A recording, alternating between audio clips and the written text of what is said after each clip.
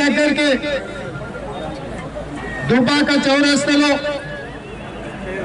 మీ అందరి అభిమాన నాయకుడు మనమందరం ముత్తన్న అని పిలుచుకునే చెరుకు ముత్తం రెడ్డి గారి ఆశీర్వాదంతో స్వర్గంలో ఎక్కడున్నా ఆయన బిడ్డను అదే విధంగా ఈ దుబ్బాక నియోజకవర్గ ప్రజల్ని ఆశీర్వదించడానికి మీకందరికీ అండగా ఉండడానికి శ్రీమతి సోనియా గాంధీ గారు, రాహుల్ గాంధీ గారు, ఉత్తమ్ కుమార్ రెడ్డి గారి నాయకత్వంలో మమ్మల్ని అందరినీ కూడా శ్రీనివాస్ రెడ్డి గారికి టికెట్ ఇచ్చి మిమ్మల్ని అందరినీ కలిసి సోనియా గాంధీ గారి మద్దతుతోటి చెరుకు శ్రీనివాస్ రెడ్డి గారిని ఈ దుబ్బాక నియోజకవర్గ శాసనసభ్యుడిగా గెలిపిస్తే 4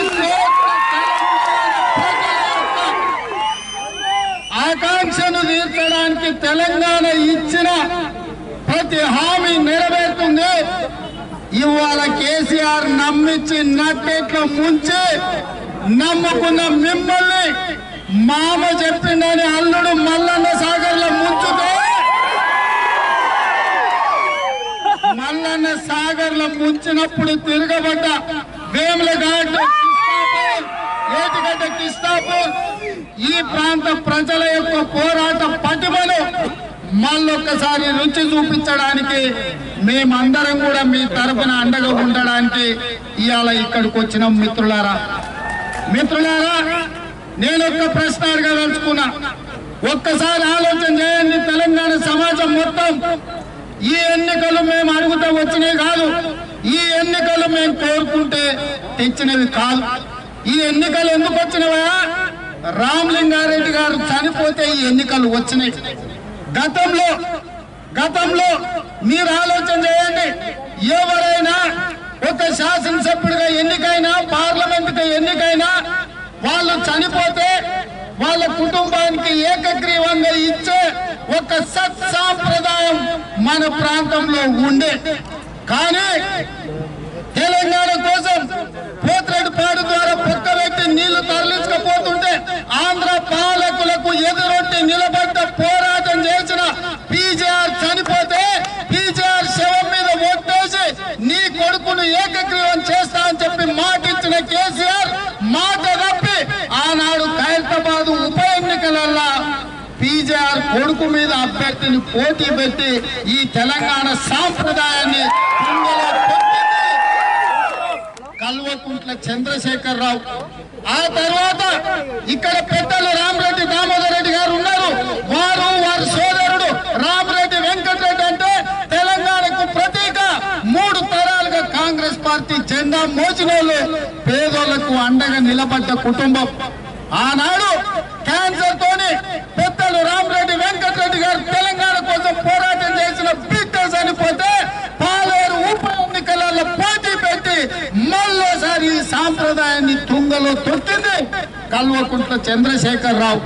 అదే విధంగా మీ పక్కల నారాయణ ఖేడ్ లో కూడా పెద్దలు కృష్ణారెడ్డి గారు ఎమ్మెల్యేగా ఉన్నప్పుడు, పిఎస్సి చైర్మన్ ఉన్నప్పుడు వారు కూడా అనుకోకుండా చనిపోతే అక్కడ కూడా ఎన్నికలు తీసుకొచ్చి ఎన్నికలలో టిఆర్ఎస్ అభ్యర్థిని పెట్టిన దరిద్రుడు ఎవడైనా ఉన్నాడా అంటే ఆ సర్వ దరిద్రుడే.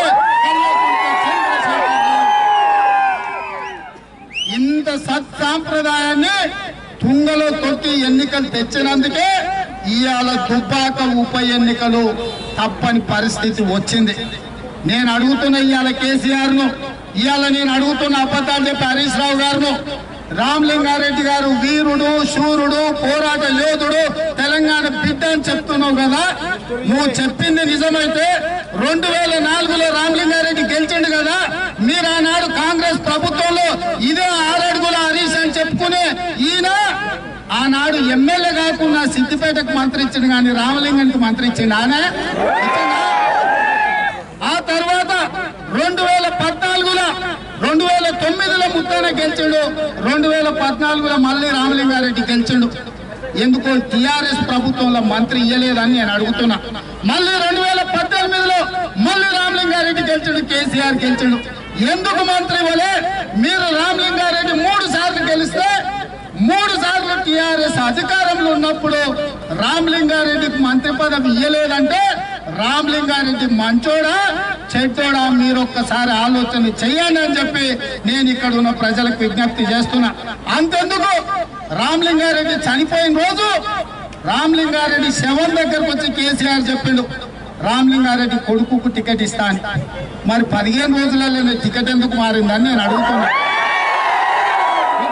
చెప్పండి సోదరులారా, ఈ తండ్రి కొడుకులు మంచోళ్ళు అయితే, ఈ తండ్రి కొడుకులు దుబ్బాకకు మంచి పేరు తెచ్చటోళ్ళు అయితే మీరు ఊరు బయటికి వెళ్ళి మా నాయకుడు రామలింగారెడ్డి లేకపోతే రామలింగారెడ్డి కొడుకు అని ధైర్యంగా చెప్పుకునే పరిస్థితి ఉంటే తండ్రి కొడుకులను కాదని ఎందుకు సుజాతమ్మకు టికెట్ ఇచ్చిండ్రో, ఏ కారణాల చేతి ఇచ్చిండ్రో మీకు అందరికి తెలియదా? ఎందుకు తిరస్కరించిందో తెలియదా? మరి ఇంత తెలిసినాక కూడా ఇంకా మనం కారు గుర్తుకు ఓటేస్తామా? ఒక్కసారి ఆలోచన చెయ్యండి అని చెప్పి నేను మిత్రులను అడుగుతున్నా. ఇవాళ హరీష్ రావు గారు చెప్తున్నారు నేను దుబ్బాకను సిద్దిపేటను 2 కళ్ళలాగా చూసుకుంటాను. నేను అడుగుతున్నా హరీష్ రావును, ఏడ గోడ శాతం ఎవరు కాంగ్రెస్ వాళ్ళు కనిపించినా మా అంగీలు అంతా నడుస్తాయి పూజ మీద. ఎందుకంటే మా మామ మా బామ్మర్ది ఇద్దరు కలిసి నా గుడ్లు వీకి పోటీలు ఆడుకుంటున్నారు, నాకు ఎవరు అని మా అంగీలు అన్ని నడుపుతున్నాడు. ఇవాళ నీ గుడ్లు వీకి గోటీలు ఆడుకుంటే కన్ను లేని కపోదు అయినా నువ్వు దుబ్బాకను ఎట్లా 2వ కన్నుగా చూసుకుంటావని నేను అడుగుతున్నా. ఒకవేళ అదే నిజమైతే నేను ఇవాళ అడుగుతున్నా, ఒక పక్కన సిరిసిల్ల, ఇంకో పక్కన గజ్వెల్, 3వ దిక్కు సిద్దిపేట, ఈ దుబ్బాక చుట్టూతో 3 నియోజకవర్గాలు తండ్రి కొడుకు అల్లుడు మావలే ఉన్నాయి కదా. మరి ఆ నియోజకవర్గాలలో జరిగిన అభివృద్ధి దుబ్బాకలో ఎందుకు చేయలేదు? ఇవాళ చేస్తారని చెప్పి నేను మిమ్మల్ని అడుగుతున్నా. అదే సిద్దిపేటలో భూమి మునిగితే 16 లక్షలు ఇచ్చాడు, మన దగ్గర 3.5 లక్షలు ఇస్తా అంటే ముట్టి మీద అంతా నేను దామోదరాన్ని వచ్చి కూర్చుని నీకు 12 లక్షల రూపాయలు ఎట్లొచ్చినా మేము వచ్చి దీక్ష చేస్తే రాలే, రాళ్ళు తీసుకొని కొడితే రాలే. మరి ఇవాళ ఈ దుబ్బాక బిడ్డలు కొట్లాడి హక్కులు సాధించుకున్న వాళ్ళు కాబట్టి ఇవాళ మిత్రులారా మీరందరూ మనమందరం ఈ తెలంగాణ సమాజం మొత్తం 4 కోట్ల ప్రజలు ఇవాళ దుబ్బాక ప్రజల యొక్క తీర్పు కోసం చూస్తున్నారు. మీ తీర్పు మీకోసం కాదు, మీ తీర్పు 4 కోట్ల ప్రజల బతుకులు బాగుపరచడానికి ఉపయోగపడుతుంది. 7 ఏళ్లలో డబుల్ బెడ్రూమ్ ఇల్లు, దళితుల 3 ఎకరాలు, ఇంటికో ఉద్యోగం, 1,00,000 రూపాయల రుణమాఫీ, ఫీజు రీఎంబర్స్మెంట్, ఆరోగ్యశ్రీ పథకం, గిరిజనుల 12% రిజర్వేషన్, మైనారిటీ 12% రిజర్వేషన్. ఇవన్నీ పనులు జరగాలంటే తెలంగాణ ప్రజల బతుకులు బాగుపడాలంటే టిఆర్ఎస్ 100 మీటర్ల గోతి తీసి పాతి పెట్టాలని చెప్పి నేను మిత్రులందరికీ తెలియజేస్తున్నాను. ఇవాళ కేసీఆర్ ఇచ్చిన హామీలు అమలు జరగాలంటే ఎన్నికలు వస్తేనే హరీష్ ఊరు తిరుగుతున్నాడు. ఓడగొడితే ఇల్లు తిరిగి ఇచ్చిన హామీలు అమలు చేస్తాడు. ఇంకొక పక్కన నిన్న బీజేపీ వాళ్ళు చెప్తారు మేమే ప్రత్యామ్నాయమని. నేను మిత్రుడు రఘునందన్ రావును ఒక మాట అడుగుతున్నా, అయ్యా నువ్వు కొట్లాడడానికి లంగోటి కట్టే లోపల మీ నాయకుడు మురళీధర్ రావు నీ లాగు వీక్తున్నాడు. నిన్నెవడు కొట్లాడనిస్తాడే? కేసీఆర్ మోడీ ఇద్దరు ఒక్కటే. మొన్న చూసిన టీవీలలో వారం కింద ఢిల్లీలో టీఆర్ఎస్ కు 2,000 గజాల భూమి ఇచ్చింది మోడీ. వాళ్ళిద్దరు కొట్లాడుకుంటే భూమి ఇస్తారా? కొంత భూమి అని ఇస్తాడా? నిన్న కాక మొన్న సరిగ్గా వారమైంది ఇవాళకి ఢిల్లీలో టీఆర్ఎస్ ఆఫీస్ కట్టుకోనికి మోడీ 2,000 గజాల భూమి ఇచ్చిండంటే ఆ మోడీకి కేడీకి ఉన్న సంబంధం ఏందో ఒక్కసారి ఆలోచన చేయండి. కాబట్టి మిత్రులారా మళ్ళా మొత్తం గ్రామాలు మండలాలు అన్ని తిరుగుతా, ప్రతి దగ్గరకు వస్తా, ప్రతి గుండెని దొరుకుతా, ప్రతి తలుపుని దొరుకుతా, ప్రతి ఊరికి వస్తా, తండాలలో గూడాలలో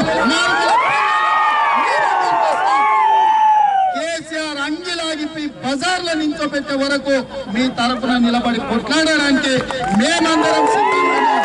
కాబట్టి మిత్రులారా మీరు ప్రేమగా పెంచుకునే ముత్యం రెడ్డి అనేట ఆయన ఆని ముత్యం లాంటాడు.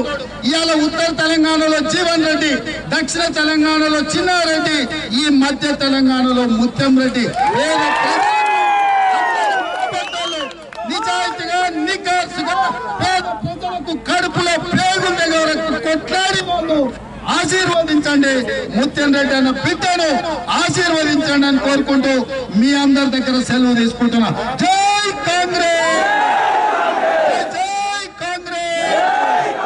సోనియా గాంధీ గారి నాయకత్వం, సోనియా గాంధీ గారి నాయకత్వం, రాహుల్ గాంధీ గారి నాయకత్వం, కీర్తి శేషులు ముత్యం రెడ్డి, ముత్యం రెడ్డి. ధన్యవాదాలు. హాయ్ ఫ్రెండ్స్, మా టుడే టుమారో యూట్యూబ్ ఛానల్ చూస్తున్నందుకు చాలా థ్యాంక్స్. మరిన్ని లేటెస్ట్ వీడియోస్ కోసం వెంటనే సబ్స్క్రైబ్ చేయండి. అలాగే ఈ బెల్ ని కూడా రింగ్ చేసేయండి.